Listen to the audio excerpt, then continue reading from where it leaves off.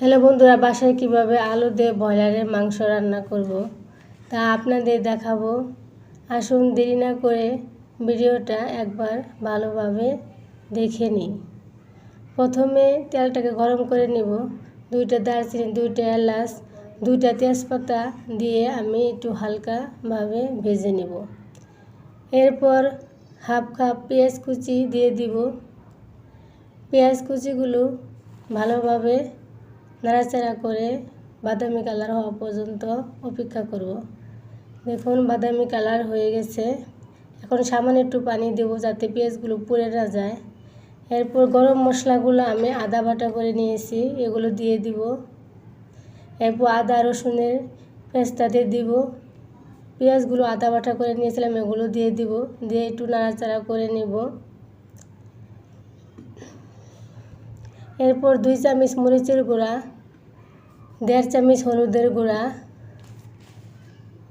1 চামচ ধনের গুঁড়া, 2 চামচ গরম মশলার গুঁড়া, স্বাদ মতো লবণ দিয়ে একটু পানি দিয়ে মশলাটাকে নাড়াচাড়া করে এভাবে ভালোভাবে 1 মিনিট কষিয়ে নেব। দেখুন মশলাটা ভালোভাবে কষানো হয়ে গেছে। আমি ব্রয়লারের মাংসগুলো আগে ভেজে রেখেছিলাম, এখন মাংসগুলো দিয়ে দিব।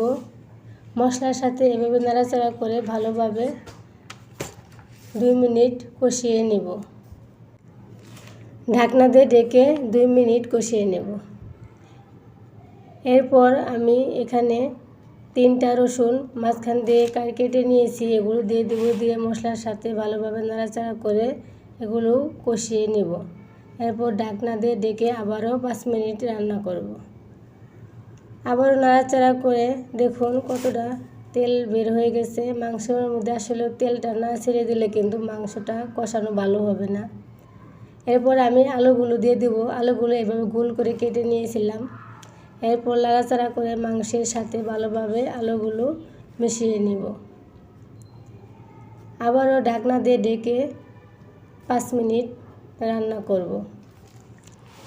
দেখুন দর্শক, আলুগুলো মাংসের সাথে ভালোভাবে কষানো হয়ে গেছে। এরপর পরিমাণ মতো পানি দিয়ে দিব। মাংসে অবশ্যই গরম পানি ব্যবহার করবেন, ঠান্ডা পানি দেওয়া যাবে না। এরপর ঢাকনা দিয়ে ঢেকে আবারও 10 মিনিট রান্না করব। দর্শক দেখতেই পাচ্ছেন ঝোলগুলা অনেকগুলো হয়ে গেছে। এরপর আমি 2 চামচ রাঁধুনি মাংসের মশলা দিয়ে দিলাম। ঢাকনা দিয়ে ঢেকে আবারও 2 মিনিট রান্না করব।